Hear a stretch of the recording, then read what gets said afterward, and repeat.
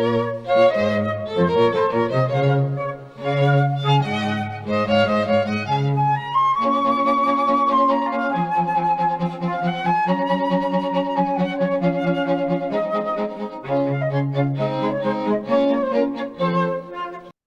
today I will be reviewing Eternity in a Day by Theo Angelopoulos. He is a Greek filmmaker, and this film won him the Palme d'Or. This is my first experience with the director's work, but it is interesting to see that there are not that many people on the internet talking about this film, yet its critical acclaim on the time of release. I wanted to give the film a view and see if it had any staying power. Filmmakers that this reminds me of are like Bela Tarr.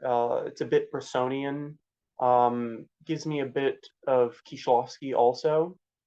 In particular, Tar, because it has these like very sweeping camera movements that almost glide through scenes and have extremely slow zooms. The film starts off with a quote that is, "Time is a child who plays dice on the shore." And I found this quote to be extremely useful in breaking down some of the deeper themes of the film when it comes to life and death and what part you play in this world. I think it's extremely interesting how the film tends to go about exploring this, all in the span of a pseudo day. And I say pseudo because it's questionable what is real, what is not. It's very much ephemeral and very much playing with aspects of both realism and surrealism.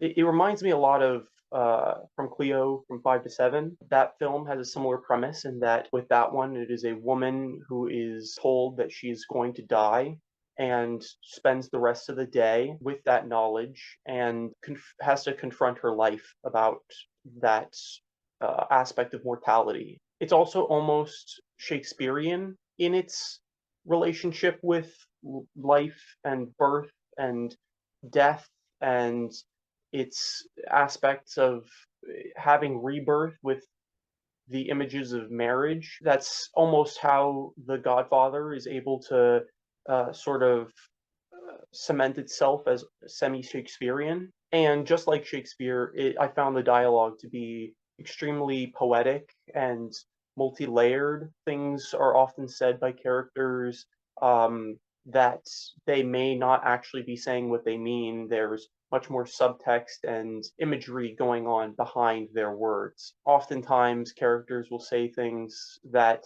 have nothing to do with the situation that's going on, but really, truly uh, are there to demonstrate an emotion or are there to set a tone for the overall piece.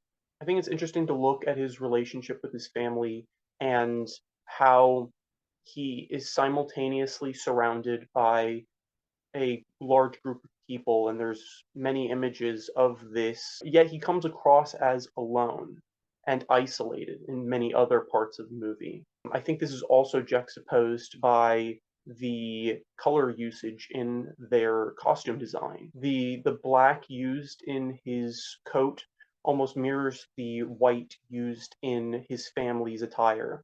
And it's definitely ambiguous as to how real slash alive these people who surround him are. Is he alive? Is he in some sort of purgatory?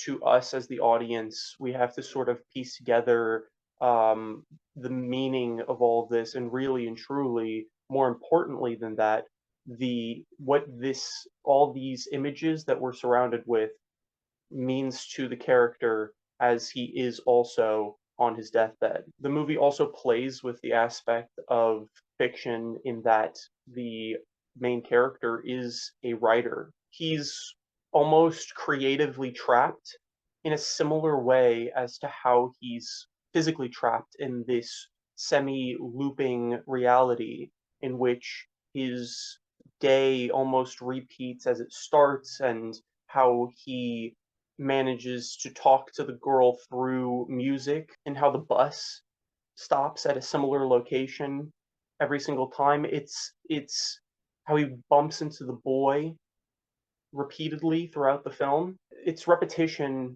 is extremely telling in that trapped nature, in his own inability to release himself from his mortality.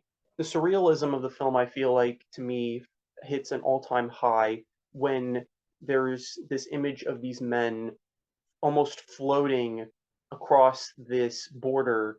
I found the imagery extremely horrific and harrowing in how it portrays an almost relationship to the afterlife in creating a boundary that is between life and death. While surrounded by all these people and memories, he still manages to want this sense of isolation. A part of him can't stand the sadness of being too close to the people that he loves. And so he instead decides to put himself near someone who he's never met before, this small boy who needs his help as much as he needs his.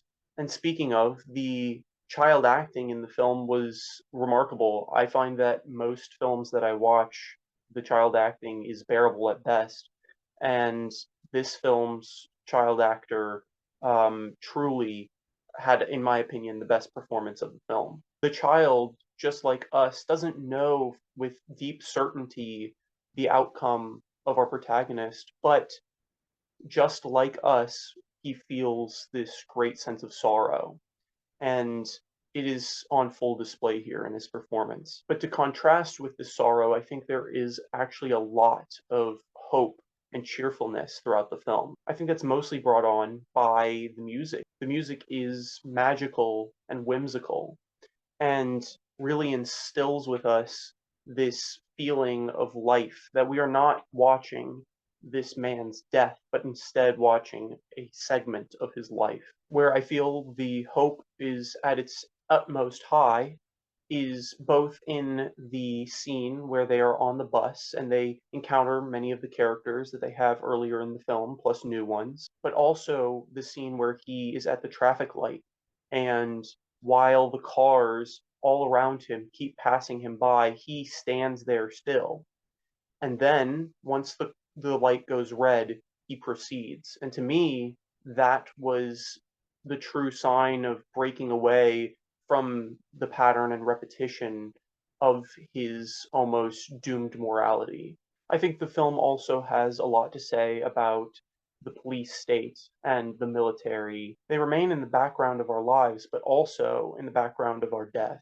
There's an inescapability there, too, that is a point of critique in Tar's works as well, namely Werckmeister harmonies. Something else I think that is worth studying about this film is its use of voiceover narration. Oftentimes, there are chunks where there's our protagonist's voiceover narration, then it's missing, and then it'll crop up in instances of our other characters. The film makes it very aware that the inner thoughts and feelings of our characters are far more important than the actions we're actually witnessing. But the actions in display are still gorgeously shot with incredible cinematography.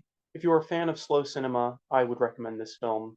I think that there's most certainly something for you to get out of it. I will most certainly be watching other Angelopoulos films because of my experience with this film. If you have any recommendations for films I should do in the future, no matter how small or big, please let me know in the comments down below.